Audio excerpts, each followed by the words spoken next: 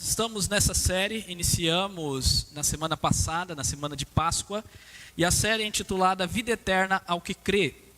E eu tenho falado aos irmãos que este é um tema, talvez o tema mais importante, o tema geral do Evangelho de Jesus segundo João. Nós podemos então colocar a vida eterna ao que crê como o tema geral deste livro. É muito interessante isso, porque em várias passagens nós temos essa ênfase. Na semana passada eu trouxe duas passagens, inclusive o versículo tema da nossa série, que é o versículo que nós vamos meditar na semana que vem, que está aqui no capítulo 20, onde é dito que tudo que foi registrado no Evangelho de João foi registrado para que nós possamos crer, e crendo tenhamos vida em seu nome. Então o próprio João, o seu autor, nos revelou o propósito e o tema principal do livro.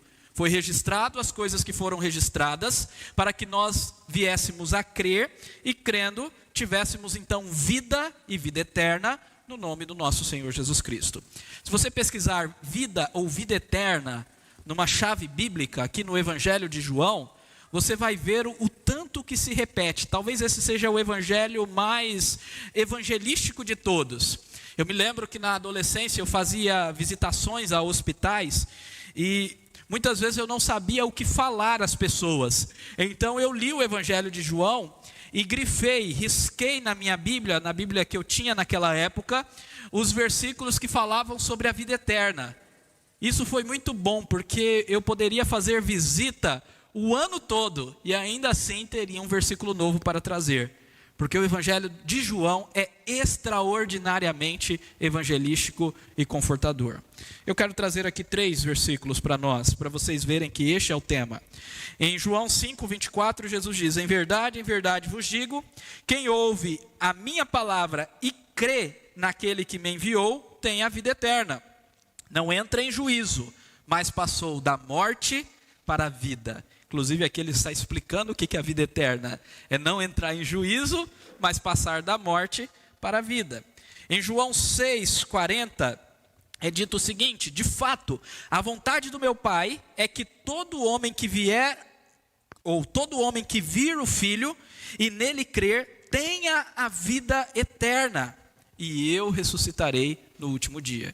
Esse texto tem tudo a ver com o que nós vamos conversar hoje, porque fala sobre ressurreição, e é a vontade do Pai que todo homem que vir a Cristo e nele crê, tenha vida eterna, e não apenas isso, mas será ressuscitado. Por isso Jesus, em outro texto maravilhoso, um texto que eu cito muito aos irmãos, principalmente nessa nossa época, que o luto está em todo lugar, em todas as notícias. Não sei com vocês, mas às vezes quando nós entramos nessas mídias sociais, no Facebook principalmente, tem dias que parece que só há mensagem de luto ali. É luto para cá, é luto para lá, é luto no story, é luto no feed. Em todo canto, luto. E diante de tanto luto, qual que é o consolo? Eis aqui, disse-lhe Jesus: eu sou a ressurreição e a vida. Quem crê em mim, ainda que morra, viverá. Agora, para crermos nisso daqui, o texto que nós vamos meditar hoje, ele é muito relevante. Porque o texto fala sobre o túmulo vazio. E para entendermos que Jesus não está fazendo promessas vazias, nós precisamos compreender que o túmulo está vazio. Se o túmulo não estiver vazio, as promessas são vazias. Entendam isso. Vamos abrir então João capítulo 20, texto grande hoje. Nós vamos até o versículo 23, pela graça de Deus. Então João capítulo 20, versículos 1 a 23.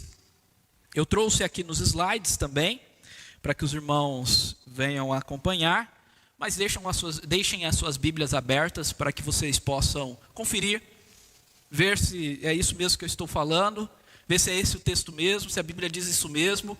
Ponham em xeque, vejam na Bíblia o que a palavra do Senhor diz.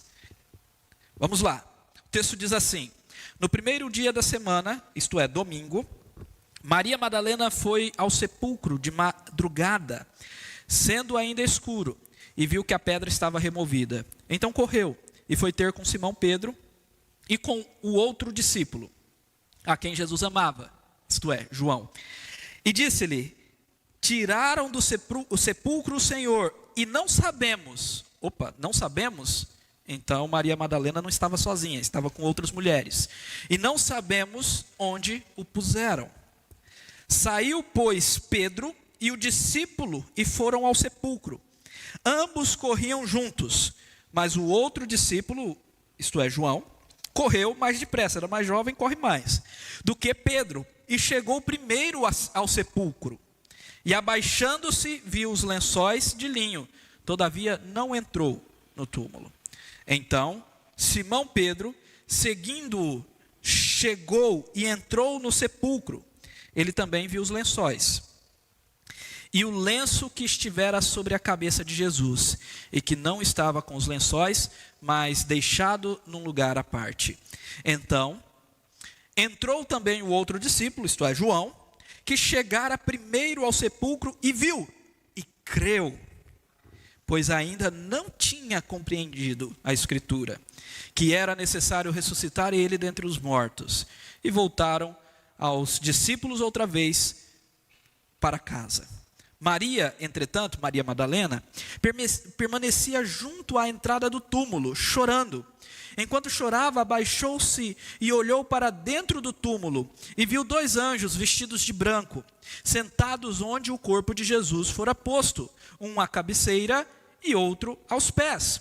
Então eles lhes perguntaram: mulher, por que choras? Ela respondeu: porque levaram o meu Senhor, e não sei onde puseram. Tendo dito isto, voltou-se para trás e viu Jesus em pé, mas não o reconheceu, não reconheceu que era Jesus. Perguntou-lhe Jesus: mulher, por que choras? A quem procuras? Ela, supondo ser ele o jardineiro, respondeu: Senhor, se tu o tiraste, dize-me onde o puseste, e eu o levarei. Disse-lhe Jesus: Maria. Ela, voltando, lhe disse em hebraico: Raboni, que quer dizer mestre, ou mestre meu, meu mestre.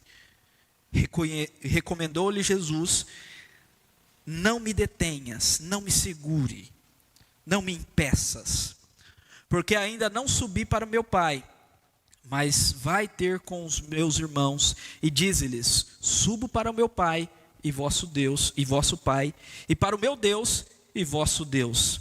Então saiu Maria Madalena anunciando aos discípulos: viu o Senhor, e contava que ele lhe dissera estas coisas.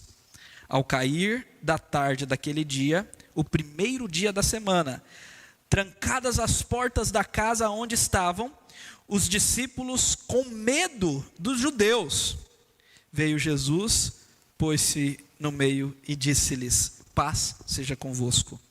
E dizendo isto, lhes mostrou as mãos e o lado. Alegraram-se, portanto, os discípulos ao verem o Senhor. Disse-lhes, pois, Jesus outra vez: paz seja convosco. Assim como o Pai me enviou, eu também vos envio.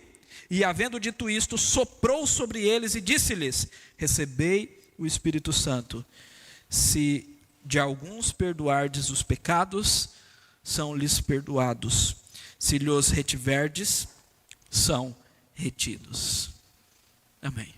Vamos orar mais uma vez. Pai querido, aleluia, que texto maravilhoso, que palavra maravilhosa. Como nós precisamos entender e compreender e ter fé, ó Pai, no túmulo vazio, na certeza da ressurreição. Nos ajude nesta noite para a tua honra e glória. Edifique o teu povo e a tua igreja e aplique essa palavra aos nossos corações. Em nome de Jesus, amém. Queridos irmãos, eu quero destacar algumas coisas aqui, enquanto nós vamos relembrando essa narrativa que eu acabei de ler.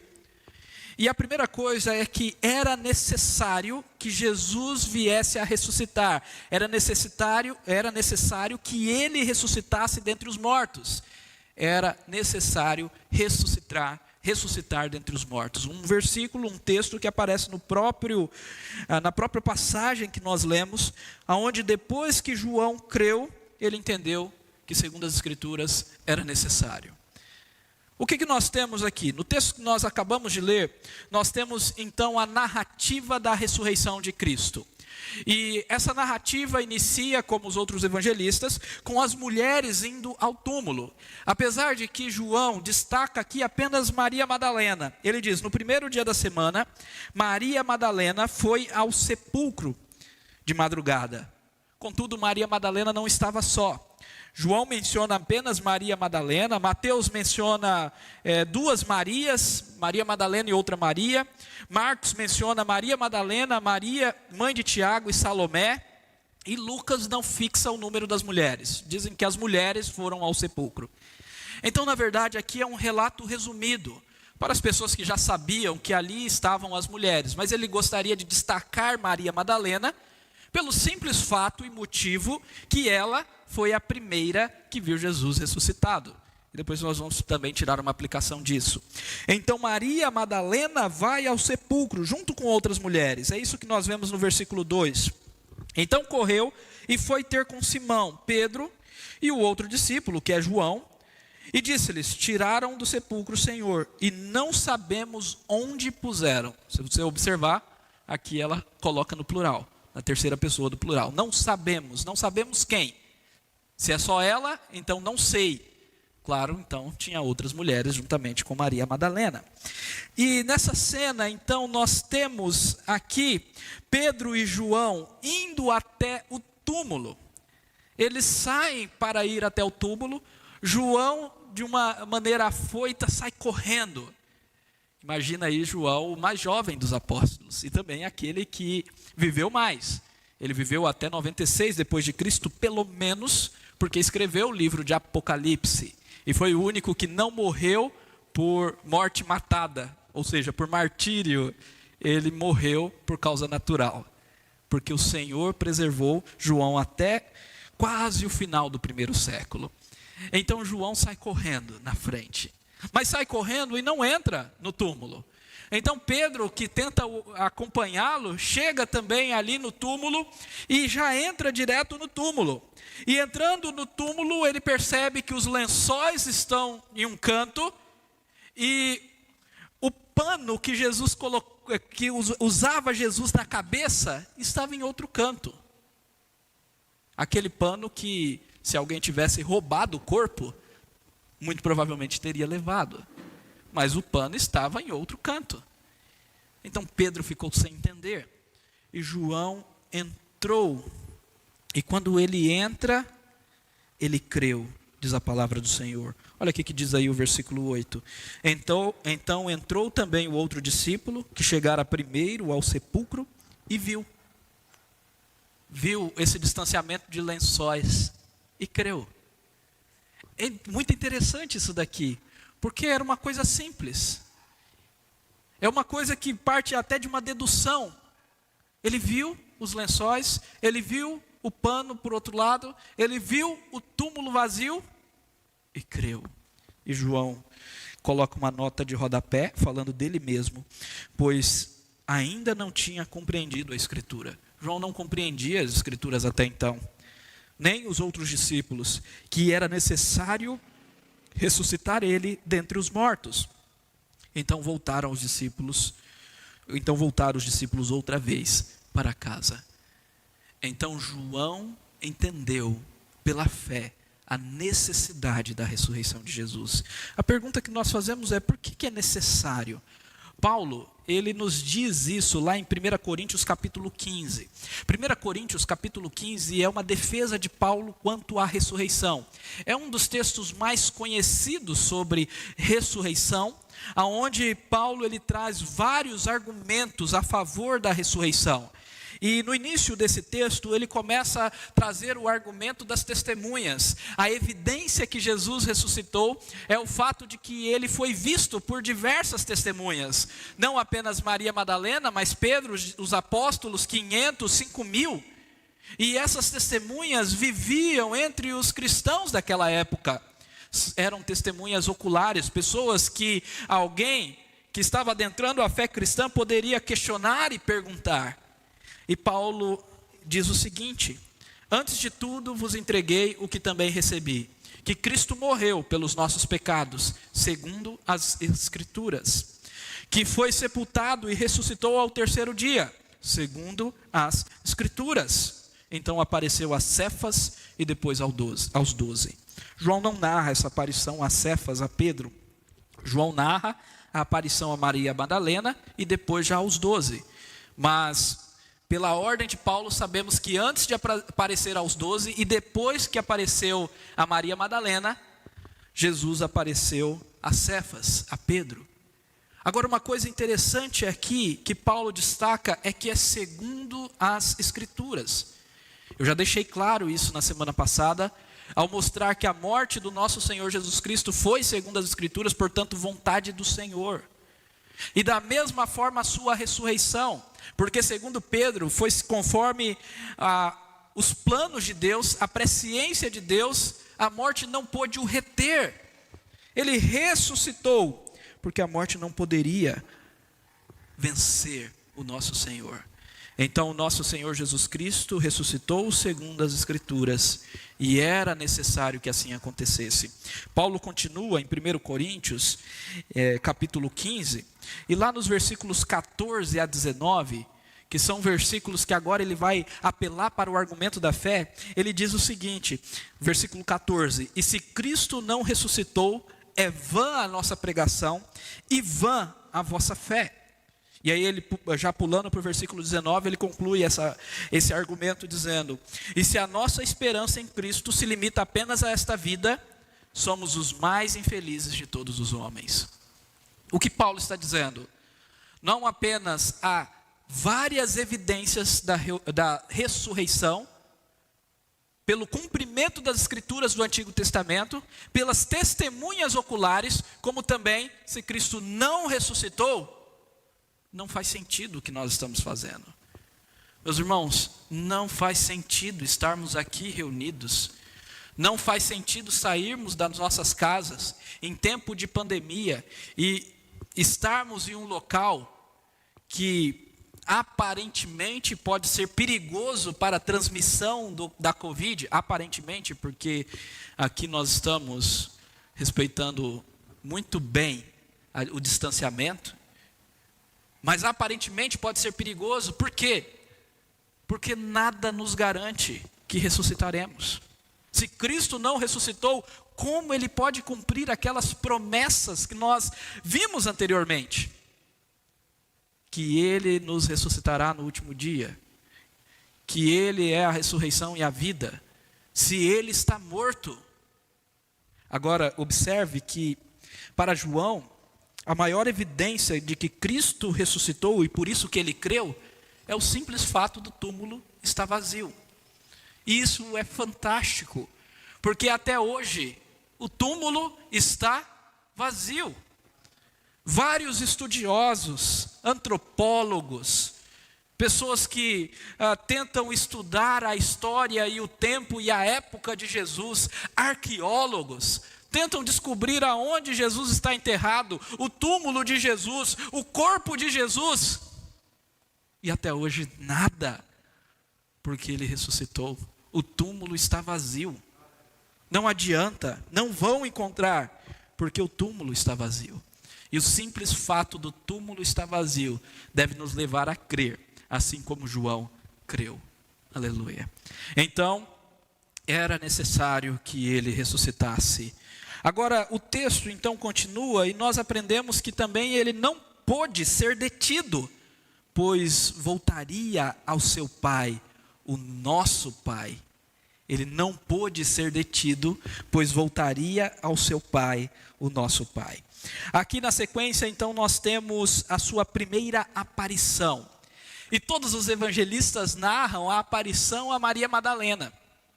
É muito interessante isso, porque também esta é uma evidência e um argumento da ressurreição.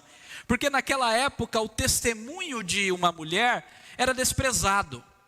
E Jesus aparece primeiramente a uma mulher. E a uma mulher que antes estava possuída por 7 demônios. E Jesus Cristo havia expulsado esses demônios dela. Isso é registrado em Marcos. E então ele aparece primeiro a essa mulher para mostrar a sua graça, a transformação do evangelho, a revelação maravilhosa, a grandiosidade do evangelho e da ressurreição e do seu amor. E ele se mostra a essa mulher, e essa mulher é a primeira testemunha. E para ficar claro que os evangelistas não mudaram o relato a fim de mostrar ou trazer credibilidade, todos os evangelistas narram que Maria Madalena foi a primeira a ver. Por quê? Porque eles não estavam nem aí para a questão da credibilidade. Eles simplesmente queriam narrar aquilo que realmente, verdadeiramente aconteceu. Era um fato inegável. Então Jesus aparece a Maria Madalena. Mas antes disso, Maria ficou no túmulo e chorava. Um choro inconsolável. E chorava. E então, de repente, ela viu 2 anjos dentro do túmulo, sentado ali onde Jesus estava, onde o corpo de Jesus estava. E Maria chorava e perguntou àqueles anjos, depois que eles perguntaram: por que choras? Ela respondeu: porque levaram o meu Senhor e não sei onde puseram. Ela estava chorando. É interessante porque o choro dela não era unicamente porque Jesus havia morrido. Esse choro ela já tinha tido 3 dias antes, na sexta-feira.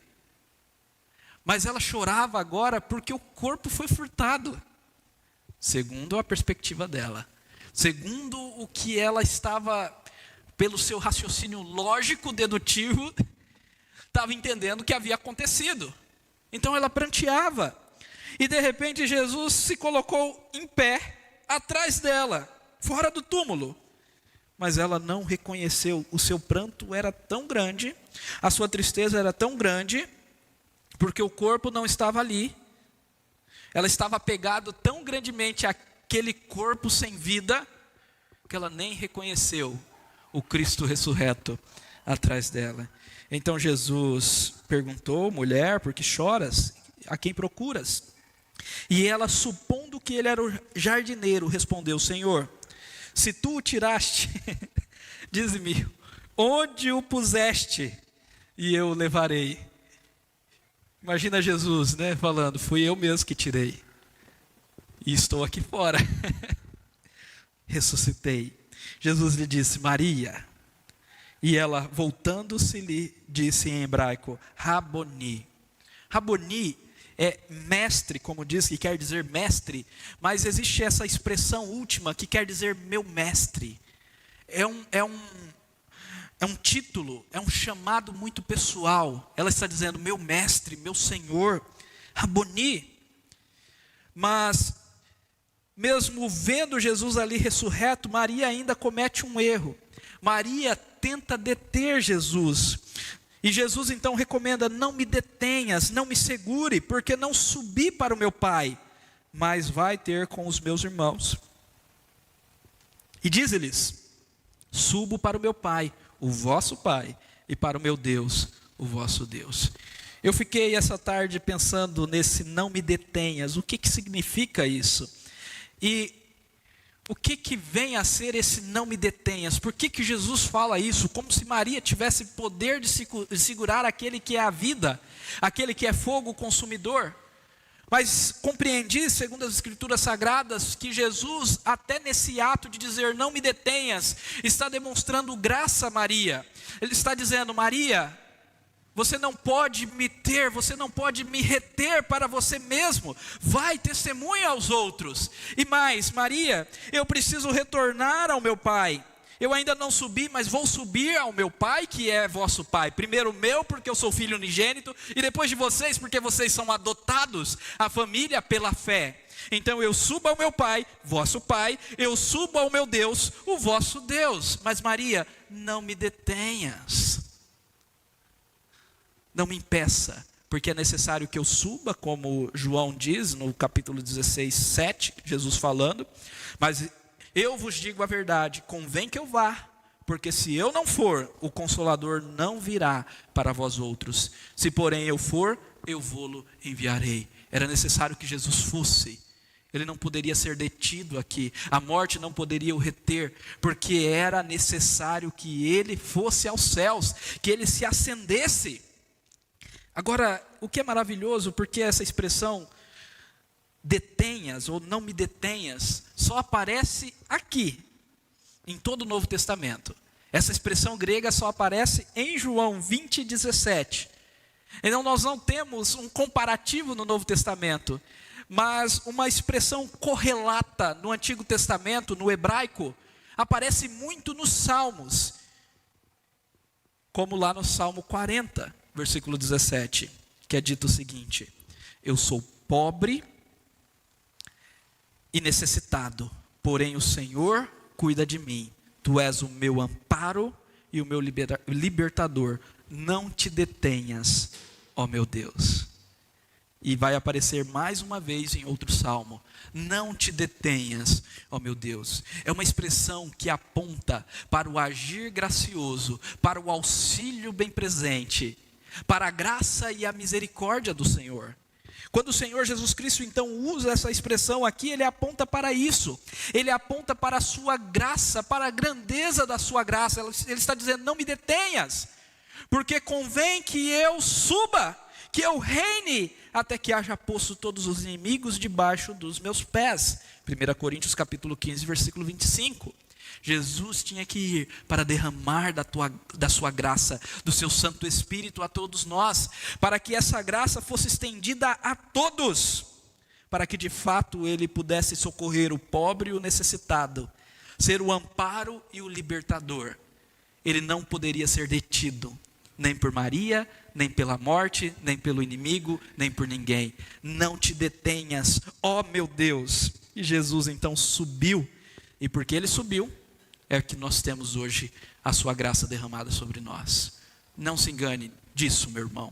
Aqui está explícito a verdade da ascensão de Jesus. A ascensão é o nome que nós damos, um nome teológico, para aquela ocasião que Jesus subiu aos céus. Mas ele não meramente subiu e está lá nos céus, mas ele está no trono, reinando. Jesus reina, o nosso Senhor Jesus está reinando, e simplesmente pelo fato de ele estar reinando, que o evangelho pode ser pregado a todas as nações, e que muitos de todos os povos foram comprados pelo seu sangue. Ele reina, por isso ele diz: não me detenhas, porque eu subo para o meu Pai, o vosso Pai, para o meu Deus, o vosso Deus. E olha só que interessante, então saiu Maria Madalena anunciando aos discípulos, viu o Senhor e contava que ele lhe dissera essas coisas. Maria Madalena foi a primeira testemunha de Jesus, da ressurreição de Jesus. Isso é graça, é a grandeza da graça sendo demonstrada em todos os detalhes desse texto, porque ela era a mulher da qual o Senhor expulsara 7 demônios, e agora está anunciando, testemunhando. Todos que são encontrados pela graça do Senhor, todos que têm um encontro genuíno e verdadeiro com Cristo ressurreto, se transformam em testemunhas de Cristo. Se você não é testemunha de Cristo, pense: será que você já teve um encontro com Cristo ressurreto? Ou está achando que ele está morto? Ou ele está morto para a sua vida? Pense nisso. Em terceiro lugar, então, nós temos aqui a missão. Nós já estamos falando da missão, o testemunho, mas agora a missão e o Espírito Santo outorgados aos que creem. Tanto a missão quanto o Espírito é concedido ou são concedidos aos que creem. Olha só, o texto continua: ao cair da tarde daquele dia, o primeiro dia da semana, tudo está acontecendo no domingo. É por isso que o cristão valoriza o domingo. É por isso que nós nos reunimos no domingo. É por isso que a ceia do Senhor é no domingo. Porque o domingo é o dia que o Senhor ressuscitou. Então, no primeiro dia da semana, trancadas as portas da casa onde estavam os discípulos, com medo dos judeus, veio Jesus, pôs-se no meio e disse-lhes: paz seja convosco. E dizendo isto, lhes mostrou as mãos e o lado. Alegraram-se, portanto, os discípulos ao verem o Senhor. Observe os contrastes desse texto, é muito legal. Os discípulos, eles estavam trancados, com medo dos judeus, em isolamento, em quarentena, com medo, atemorizados. E aí o que Jesus faz? Se põe no meio deles. E se pondo no meio deles, ele diz: paz seja convosco. É uma saudação muito comum naquela época. Paz seja convosco. Então Jesus chega diante deles e diz: paz seja convosco. E mais uma vez no versículo 21, paz seja convosco. E quando os discípulos olham para Jesus, reconhecem que é Jesus, eles se alegram. Cristo ressuscitado transforma aquela situação de medo, de terror, em alegria, em paz. Paz aqui, claro, meus irmãos, não é que tudo está bem, não é que o mundo não tenha conflitos, não é que não exista a morte, a guerra, a violência, a doença, não. Paz aqui é o simples fato do Senhor estar com eles, do Senhor estar ressuscitado, da certeza de que todas as promessas que Jesus fez a eles eram verdadeiras, porque Jesus ressuscitou, e Ele está ali, e é o Senhor deles, da confiança de que o Senhor Jesus cuidará deles em todo tempo, em qualquer momento, que os judeus não são nada comparados ao Senhor e ao seu poder. Então eles se alegraram, a dor do luto é vencida com a certeza da ressurreição. Antes eles estavam tristes e atemorizados pela morte, agora eles estão felizes, alegres. Em outros textos nós vemos que Jesus até comeu com eles,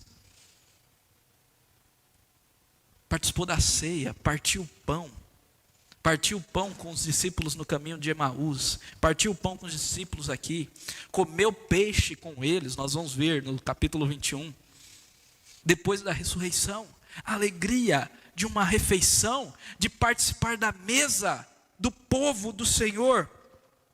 O medo é lançado fora pela certeza da ressurreição. Talvez a gente precise pregar mais a ressurreição. É nítido que a nossa cultura latino-americana valoriza muito a morte. A gente gosta muito da morte. A gente fala muito da morte de Jesus, do sofrimento, da paixão. Alguns países latino-americanos nem se fala de ressurreição, pela influência de um catolicismo romano arcaico, que só fala da morte, de um Cristo que ainda está pregado na cruz, e não de uma cruz vazia, e não de um túmulo vazio. Olha, meus irmãos, precisamos lembrar que Jesus ressuscitou. Nós precisamos pregar que Jesus ressuscitou. E isso deve trazer alegria, porque a certeza que nós iremos ressuscitar, essa é a nossa vitória. Não podemos superestimar a morte e esquecer que Jesus ressuscitou e venceu a morte. Entenda isso. É muito comum a gente, enquanto almoça, assistir os plantões de polícia. É morte o tempo todo. Se você liga um jornal, é morte o tempo todo. É assassinato para cá e você está lá almoçando, comendo sua comida, sua carne, vendo fulano matou tantos, ciclano matou 10, não sei o que, matou e roubou e tal. Você está comendo. E os caras ainda fazendo piada com a morte. Meus irmãos, Jesus ressuscitou.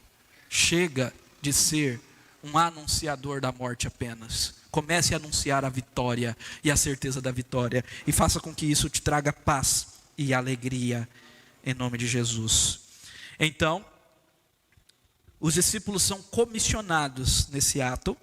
E aqui, claro, é um resumo de João, da grande comissão. Comissão que Jesus vai refazer a cada encontro. Até no último encontro, depois de 40 dias de ensino, Jesus novamente vai trazer essa comissão. Então, se você ler os evangelhos, você vai ver que essa grande comissão não foi feita apenas uma vez aos discípulos. Jesus repetiu algumas vezes, justamente para dar ênfase ao nosso papel. E aqui nós estamos então no primeiro momento que Jesus apareceu aos discípulos, e nesse primeiro momento, Jesus diz: assim como o Pai me enviou, eu também vos envio. Essas palavras Jesus já havia dito em João 17, quando estava orando para os discípulos, dizendo que ele estava enviando os discípulos ao mundo, e para que o Pai então os protegesse e os santificasse. Então, assim como o Pai me enviou, eu vos envio. A mesma missão de Jesus é a nossa missão. Por isso, a nossa missão não é a missão da igreja, mas é a missão de Cristo. É a missio Dei, a missão de Deus. Nós precisamos entender que a nossa missão é cumprir aquilo que Cristo nos designou. É a continuação. Agora, Cristo, que é o cabeça, usa o seu corpo, que é a igreja, para continuar fazendo a sua missão. Esse entendimento é importante para nós. Então Jesus diz: assim como o Pai me enviou, eu também vos envio. Mas calma, e ele soprou: recebei o Espírito Santo. Aqueles que creram, que se alegraram na ressurreição, receberam o Espírito Santo de Deus, que é aquele que daria poder para testemunhar. E o versículo 23, um versículo um pouco difícil de compreender e que é altamente mal compreendido, é dito o seguinte: se de alguns perdoardes os pecados, são-lhes perdoados. Se lhos retiverdes, serão retidos. Logicamente, aqui não está dando autorização para um grupo seleto da igreja, chamado clero, que na igreja reformada não existe, mas existe em todos os sistemas episcopais. Então, um grupo seleto de igreja chamado clero, de perdoar, de autorizar quem é salvo e quem não é, como se a salvação pertencesse a pessoas e não ao Senhor. Ao Senhor pertence a salvação. Isso é uma verdade que nos é pregada desde o Antigo Testamento, em Jonas capítulo 3, versículo 1.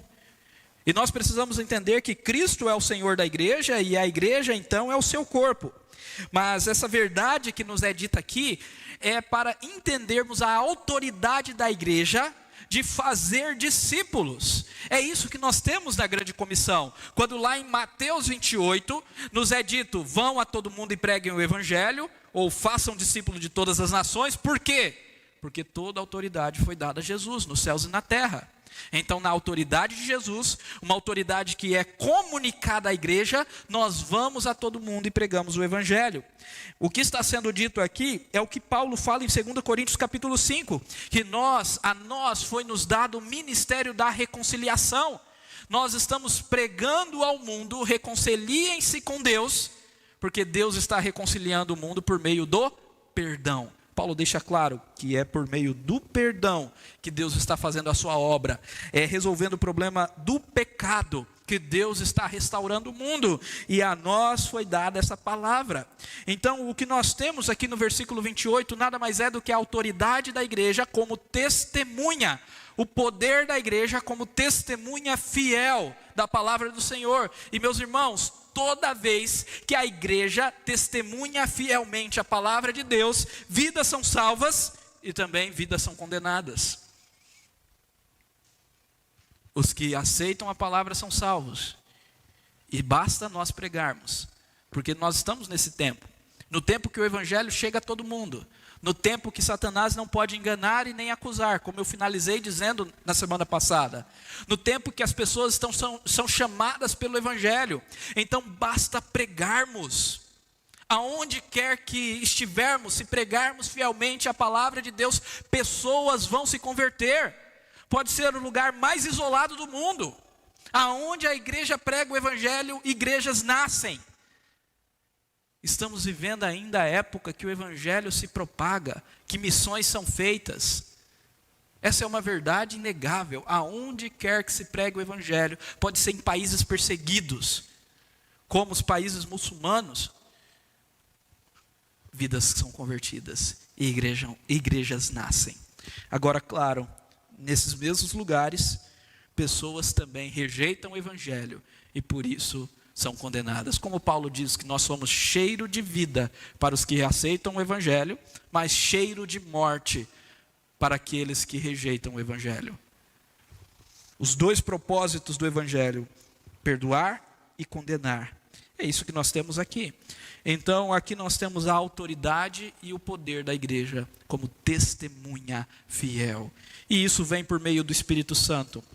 Lucas, no seu registro da ascensão de Cristo, diz: mas recebereis poder, autoridade, ao descer sobre vós o Espírito Santo. E para que isso? Para ser e sereis minhas testemunhas. Testemunha no Novo Testamento é martos ou mártires. Vocês vão morrer por aquilo que vocês creem. Serão minhas testemunhas em Jerusalém, Judeia, Samaria, até os confins da terra. Mas sejam fiéis. Ser fiel até a morte, dar-te-ei a coroa da vida. Não temam a morte, não amem a própria vida. Continuem testemunhando e vocês reinarão comigo. Aleluia. Para nós pensarmos um pouco, uma citação de um teólogo chamado Leloup. Ele diz: eis aí um dos segredos da paz que o mundo do ego, não pode dar. Após a ressurreição, Jesus transmite seu sopro aos discípulos: recebei o Espírito, ou seja, recebei o pneuma, o meu poder, a minha energia. Esse poder, essa energia são poderes de libertação. Jesus não envia os discípulos para julgar ou condenar, mas para perdoar. Deseja que o homem seja para o homem um instrumento de perdão de Deus.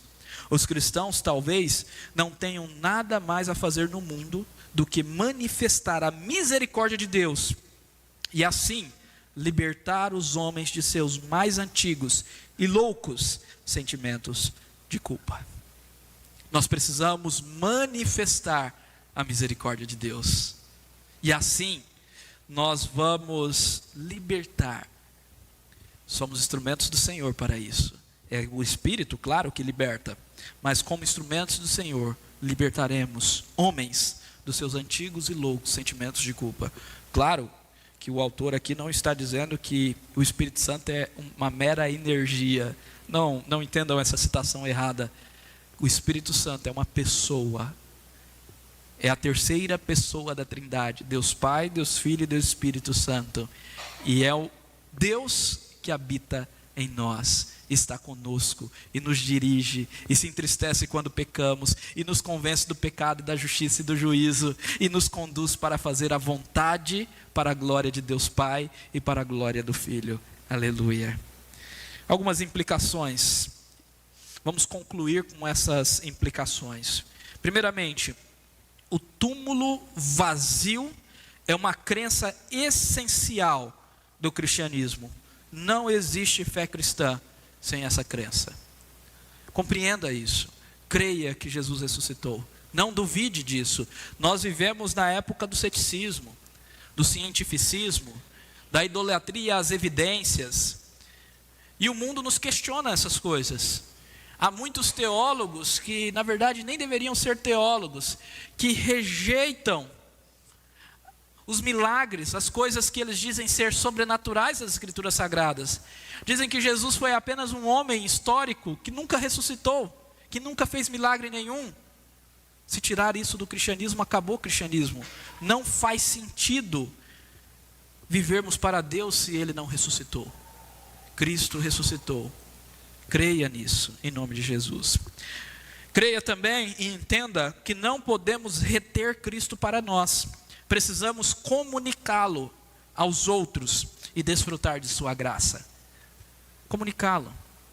Jesus disse para Maria Madalena: não me retenhas, não me detenhas. Eu vou para o meu Pai e você vai anunciar para os outros discípulos. Comunique a minha ressurreição. Testemunhe. Então, muitas vezes, meus irmãos, nós nos vemos tentando reter Cristo, reter a graça, reter o pão e o vinho, não querendo passar adiante, não entendendo que esta é a mensagem, que este é o propósito de estarmos aqui. Comunicá-lo, sermos testemunhas da ressurreição, testemunhas do Cristo ressurreto. Como que está a sua vida nisso? Você tem testemunhado? Ou você está retendo? Foi salvo, eu quero só para mim, quero viver só para mim, que os outros...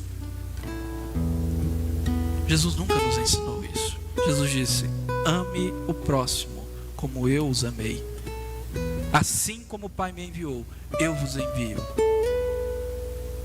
Como você tem demonstrado a ressurreição ao seu irmão que não conhece a Cristo, ao seu vizinho, seu tio, sua tia, seu colega de trabalho? Precisamos vencer o medo através da crença na ressurreição, e isso nos dará alegria e paz. Meus irmãos, nós não podemos viver com medo. Se você está apavorado, amedrontado, atemorizado, busque ajuda em nome de Jesus.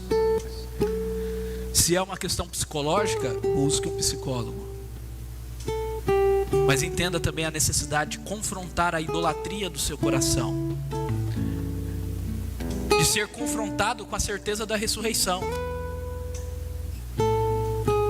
Porque se você não compreender que Cristo ressuscitou e fazer com que isso adentre o seu coração de tal forma que você tenha paz e alegria, esperança e certeza da vida eterna, você vai viver esse mundo como um infeliz. É o que Paulo disse: Cristo não ressuscitou. Se a nossa esperança se limita apenas a essa vida, somos os mais infelizes. Feliz de todos os homens. Então creia na ressurreição. Ele está vivo, Ele está aqui.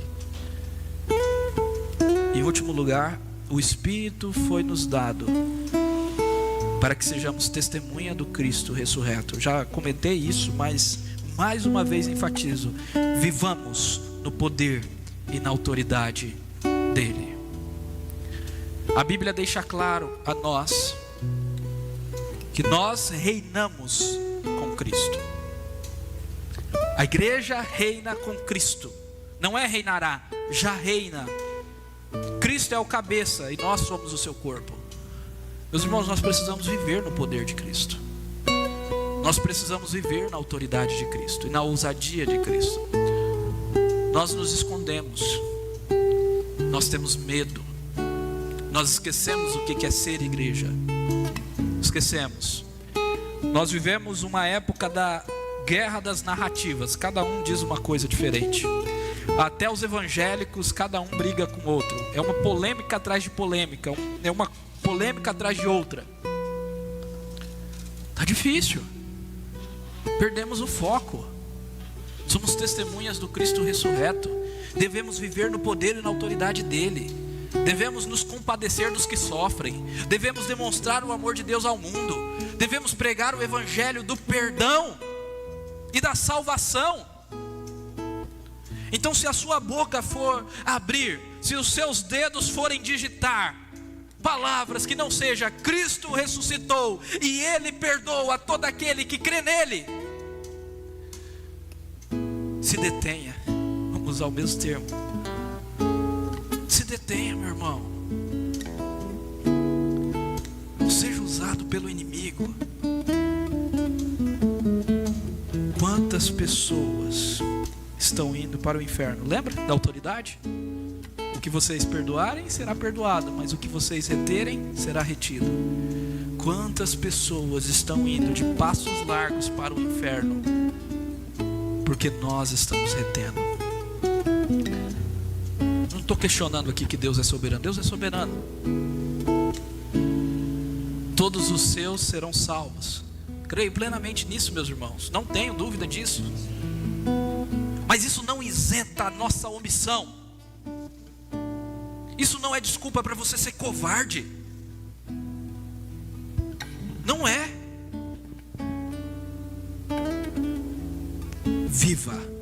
Vivamos no poder e na autoridade dele. Ele ressuscitou. O que é maravilhoso é que se ele ressuscitou, ele reina. Então o meu rei não é um homem, não é o governante do Brasil, não não é o governante de qualquer instância, de qualquer governo do mundo. O meu rei é aquele que está nos céus. E a ele eu presto honra, obediência e glória. Somente a ele, Márcio. A ninguém mais. Só a ele. Curva sua cabeça e ore. Medite nessas palavras. Ansioso espero